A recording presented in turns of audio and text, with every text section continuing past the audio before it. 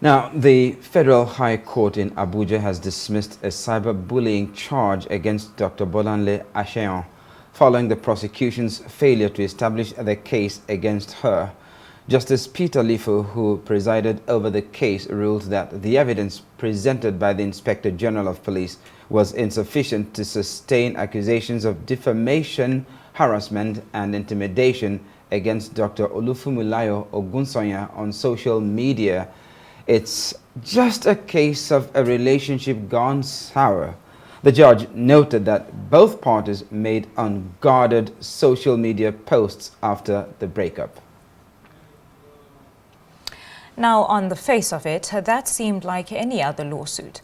But the lady at the center of the case, Dr. Bolanle Aseyan, is still a person in search of closure. The case had been held in Lagos and the UK before the Federal High Court, Abuja. Dr. Bolanle Aseyan is in the Lagos studio to speak on her experience in the case of cyberbullying leveled against her. Welcome, Dr. Bolanle. Please, let's get straight into it. Can you tell us about how this has affected you being a medical doctor? Thank you very much for this opportunity. As a medical doctor, this has severely derailed my career path. Typically, after medical school, a lot of my colleagues, even junior colleagues, many of them were able to write their licensing exams to practice medicine in the UK, Canada, or even in the US. And this is a path that most students go through in order to acquire foreign knowledge and come back to Nigeria to make good use of it. And unfortunately, this case, leading to the seizure of my passport for 5 years, derailed that. So it was not only my freedom that was being held back, it was also my dignity and my professional freedom and the ability to practice medicine. So I'm really, really glad that finally I have been discharged and acquitted in this case. Passport back now. Thank you. Do you have your passport back now? You said your passport was confiscated. Do you have it back now, Dr. Aseyan? Oh, so my passport is currently in the process of being released. My lawyers have applied for the passport release, and anytime now, definitely my passport will get to me. Well, then, we gathered that the case has been on since 2020. Could you just share your experience with us? It's been a very jarring experience. Having completed medical school at a young age of 23 and being in school for 7 years, I was really looking forward to life after medical school because there was nothing else I knew at the time. To even meeting the medical colleague who committed this atrocity against me on social media, and seeing his tweets, his persona, his personality through his tweets, tweeting about women's rights, consent. These were things that moved me to being in a relationship with him when he requested it. So when this happened, and afterwards, I ended the relationship. Eventually, the visa application was done.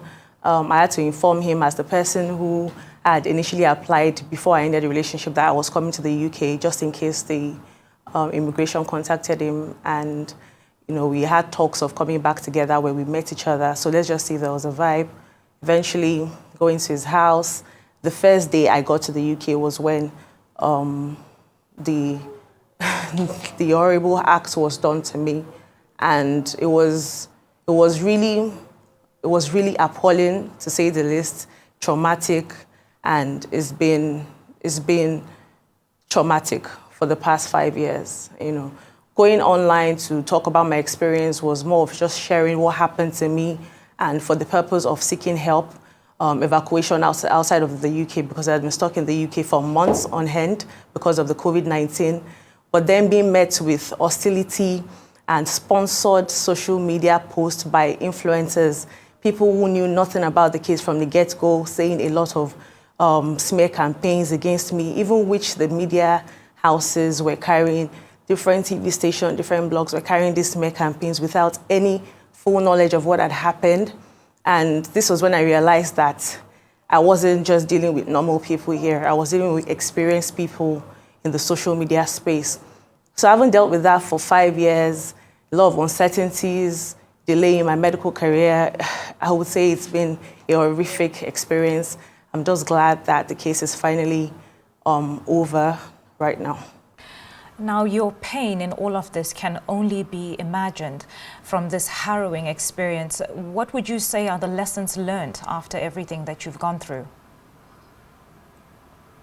I would say that first off, if you are to tell your truth will come at a high cost. It is not easy, so you have to be ready.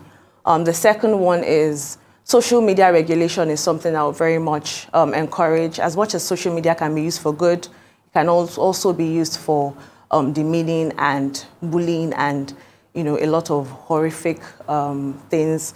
Like I said, the influencers, there were a lot of sponsored online smear campaigns going on social media. The narrative was twisted from what my experience I shared on the news, which was the rape that happened. It was completely twisted to cyberbullying, and even the police, rogue police officers who beat me up back then, telling me to make a video that I lied about this. So I would just say that the experiences are just do not come online. If such were to happen to you, rush to the hospital first.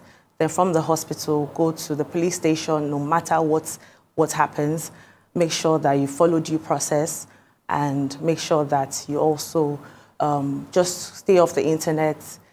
Do not meet any stranger that you think you see online. People are not really who they claim to be. And I mean, just try to live a straitjacketed life.